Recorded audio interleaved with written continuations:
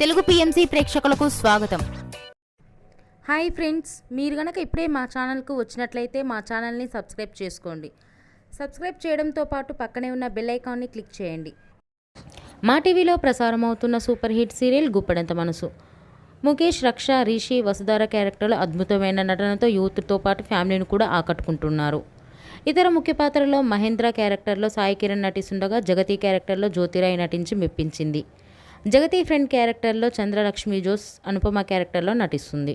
తాజాగా రిషి, వసుధార వారి లేటెస్ట్ ఫొటోస్ని అభిమానులతో పంచుకున్నారు. ఆ ఫొటోస్ని మనం కూడా చూసేద్దాం.